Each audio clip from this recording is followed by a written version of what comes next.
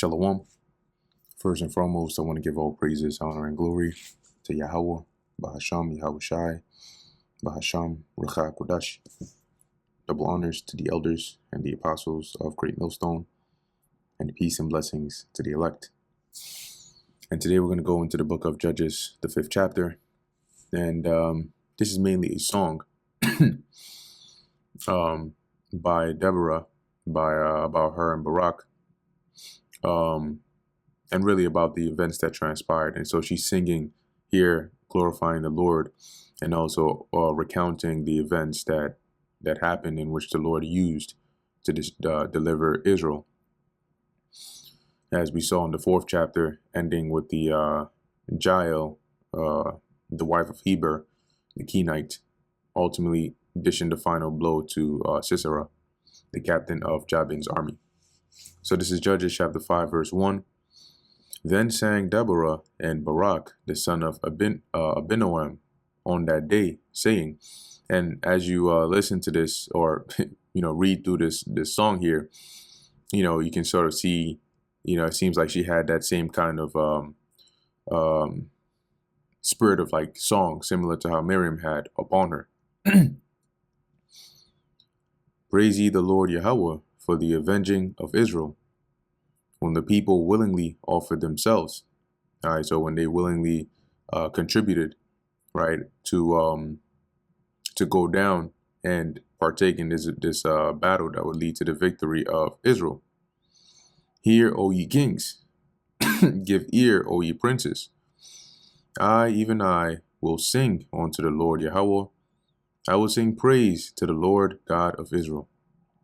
Lord, when thou wentest out of Seir, when thou marchest out of the field of Edom, the earth trembled, and the heavens dropped. The clouds also dropped water. The mountains melted from before the Lord, even that Sinai from before the Lord God of Israel. And here she makes reference back to the time in the wilderness, right, when the Lord, basically the event that transpired on Mount Sinai. And I wonder if they do a cross-reference here. Yeah, here we go. Deuteronomy. There's a lot of precepts that deal with this. Deuteronomy 4:11, it says, and ye came near and stood under the mountain, and the mountain burned with fire onto the midst of heaven, with darkness, clouds, and thick darkness. And at that point, they said, yeah, we're good off that. We'll deal with Moses. Verse 6, in the days of Shamgar, the son of Anath, in the days of Jael, the highways were unoccupied, and the travelers walked through byways. And here what she's saying is that due to us being oppressed by the neighboring nations, a lot of people avoided the highways, right? And those that would travel through would go by the byways, which were, so click into that, but basically like they were still paths, but not the common paths.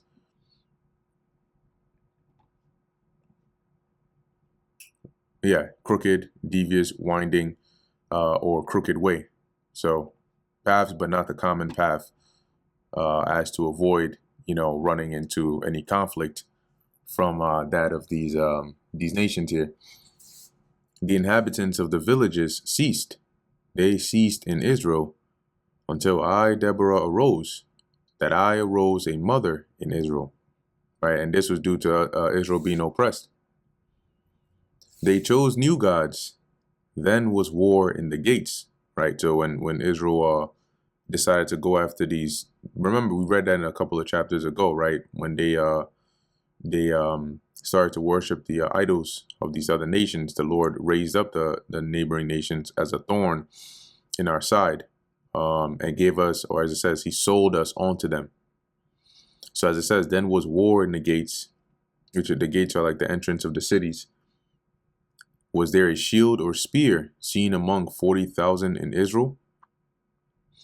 Because when you read, even as we read in the previous chapter, the army of Jabin was 900 or so, if not more, chariots of iron. So whatever artillery we had paled in comparison to theirs, which is what this is sort of emphasizing here. My heart is toward the governors of Israel, that offer themselves willingly among the people.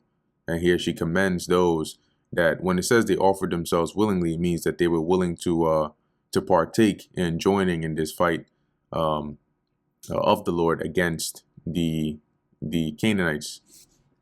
Bless ye the Lord. Speak, ye that ride on white asses, ye that sit in judgment and walk by the way. They that are delivered from the noise of archers in the places of drawing waters, or drawing water. So these that ride on white asses, that sit in judgment and walk by the way, are the, like you could say the higher up, right? Because those are the ones who would have access to this, right? And would, as it says, walk by the way. Now remember, as we read some verses above, the common people avoided the way, right? As to avoid being spotted and being, stopped or raided or any of those things. It says here, they that are delivered from the noise of archers in the places of drawing water, there shall they rehearse the righteous acts of the Lord, even the righteous acts toward the inhabitants of his villages in Israel.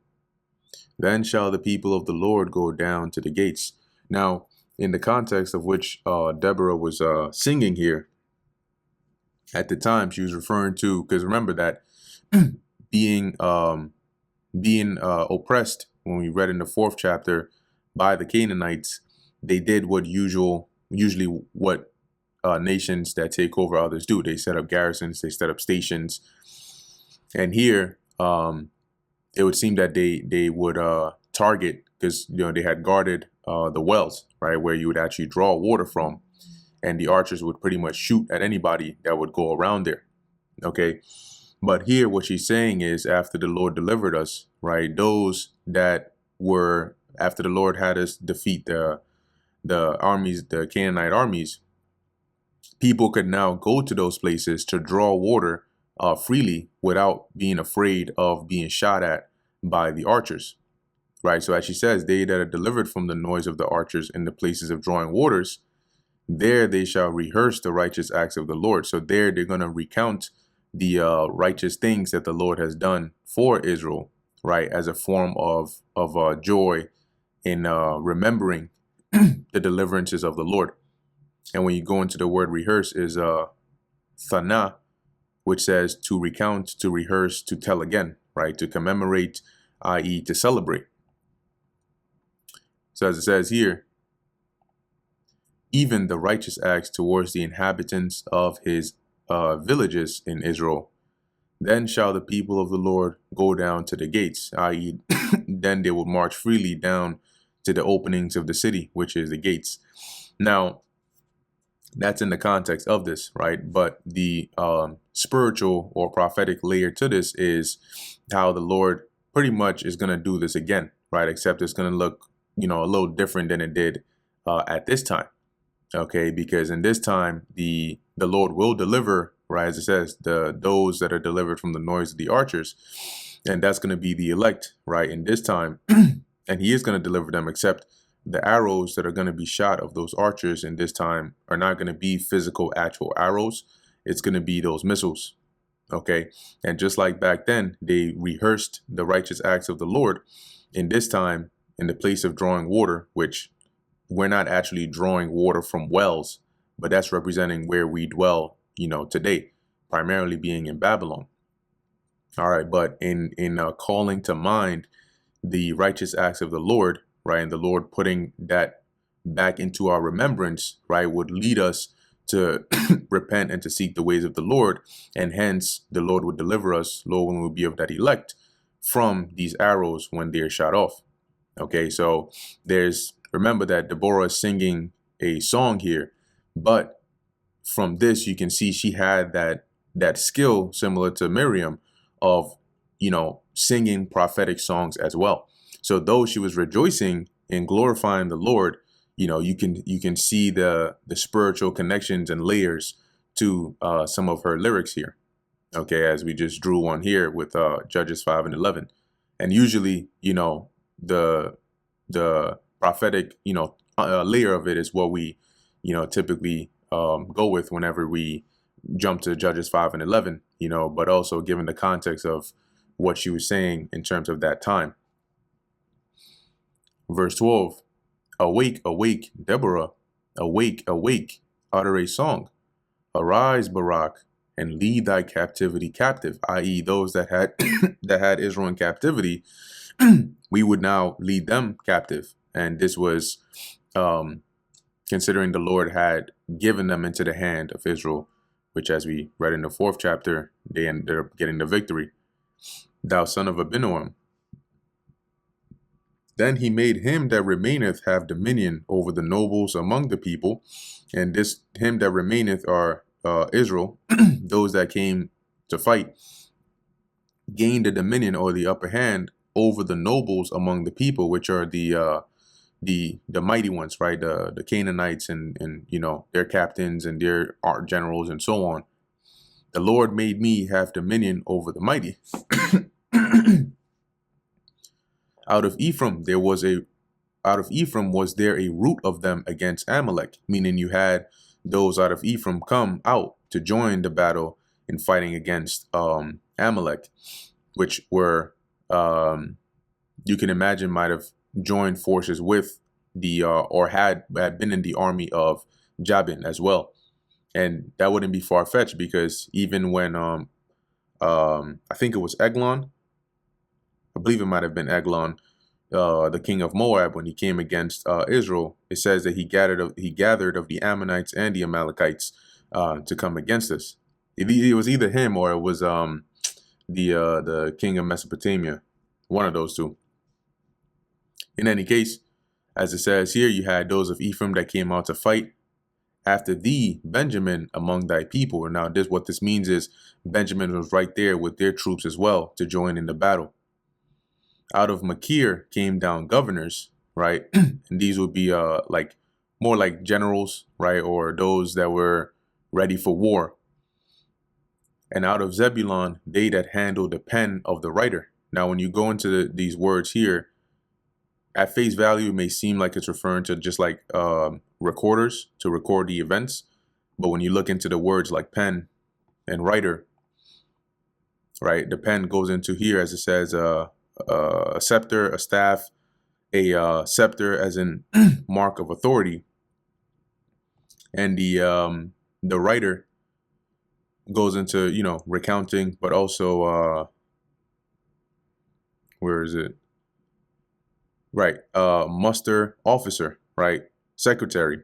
So that's why when you look at this in some of the other translations, they have it as like a recruiter staff, a commander staff. And basically these were those that would order the armies, right? And divide them up and have the strategies of war, basically.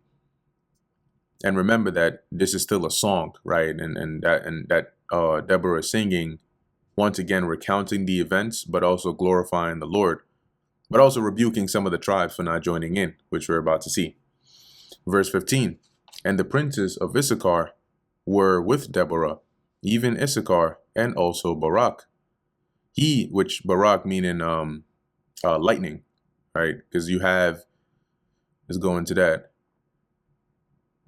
You have a variation which is to bless, and I think you also have the one here which is lightning. See here, same as, yeah, and I want to see if they have the, okay, let's see, bless.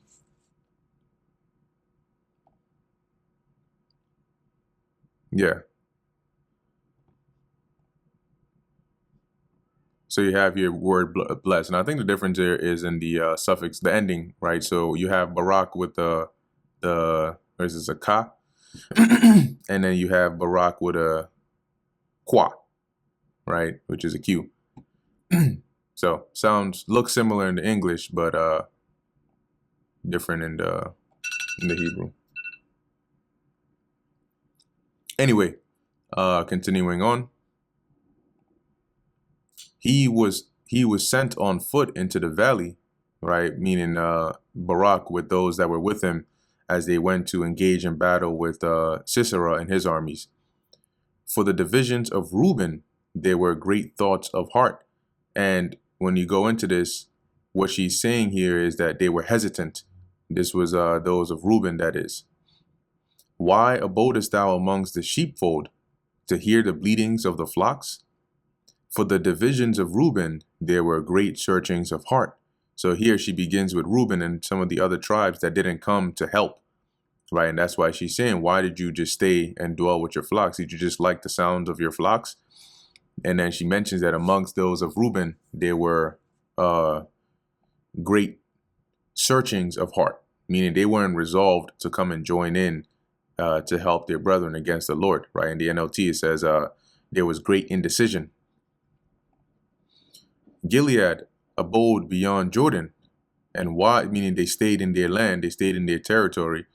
And why did Dan remain in ships, right? And what this alludes to is that, maybe Dan, I don't know, maybe a lot of them, either they dwelt around the coastal area, right? Or they had a dealings in maritime situations with ships and whatnot. But long story short, what she's saying is they stayed in their place, right? They didn't, from Reuben to those in Gilead to those in Dan and Asher, right? Asher continued on the shore and abode in his breaches.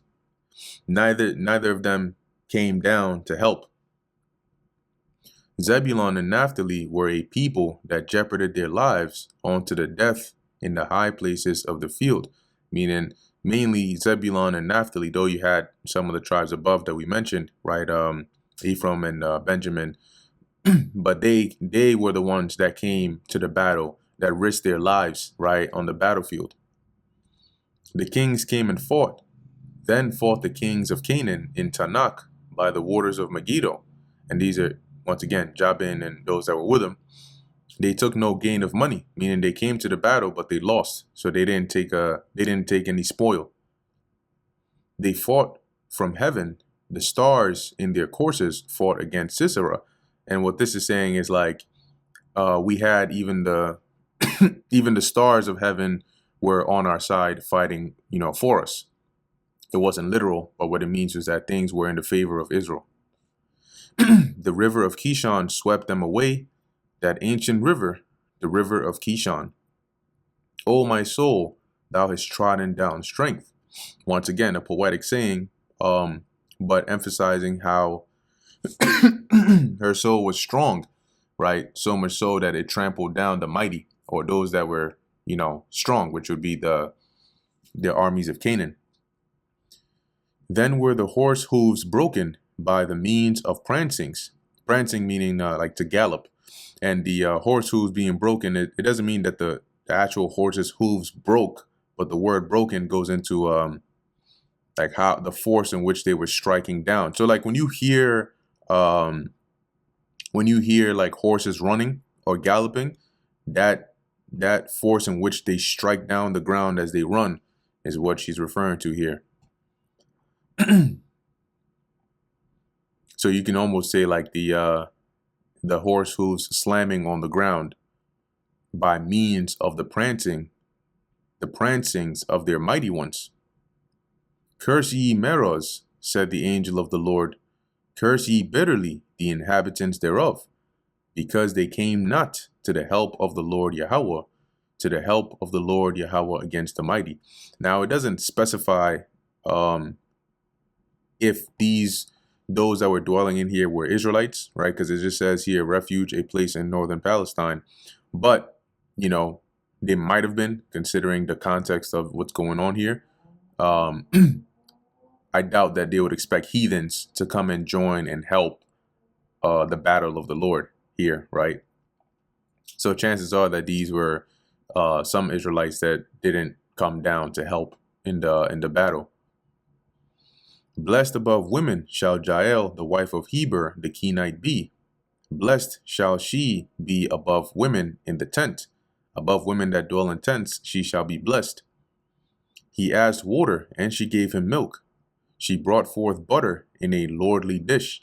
And butter here meaning like curd, right? So if we look up here, curd dish. Yeah, it's, if you look up curd, you'll find out what it is, but it looks almost like yogurt,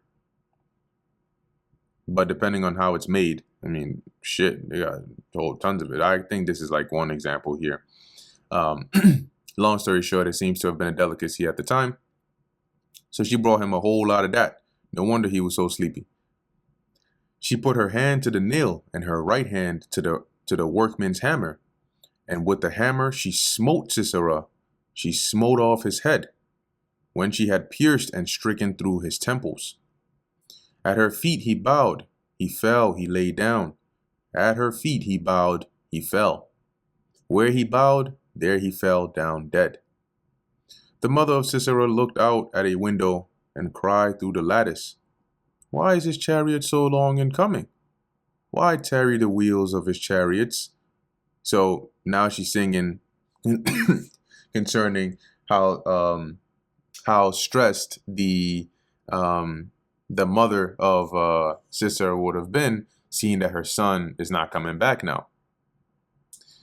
Her wise ladies answered her, "Yea," she returned answer to herself. So she'll ask these questions out of concern. Her wise ladies will give her a response, and she would reinforce that to sort of comfort herself. Have they not sped? Have they not divided the prey? To every man a damsel or two. And this is like saying, like, I'm sure by now, you know, they're just dividing the spoils of the victory of war. As it says, to every man a damsel or two, right? You know, taking the after killing the men, taking the women, dishing them out. To Sisera a prey of diverse colors, a prey of diverse colors of needlework on both sides. Meat for the necks of them that take the spoil. And this is like, she's basically, Deborah is singing about the mom of Sisera, speaking these comforting things onto herself along with her wise ladies to comfort her as to why it is her son is not home, rather than accepting the fact that he isn't coming back. And these diverse colors, so she's telling herself, oh, they must just be dividing the spoils, you know, and he's probably getting a very nice colorful garment that's fit for a captain of his rank, and so on. Verse 31, so let all thine enemies perish, O Lord Yahweh, but let them that love him be as the sun when he goeth forth in his might, i.e. to shine bright, okay, which is a sign of to flourish. And the land had rest 40 years. And that brings us to the end of the book of Judges, the 5th chapter. Lord willing, that was edifying to the elect. In closing, I want to give all praises, honor, and glory to Yahweh, Bahasham Yahushai, Bahasham, Recha Kodash. Until next time, Shalom.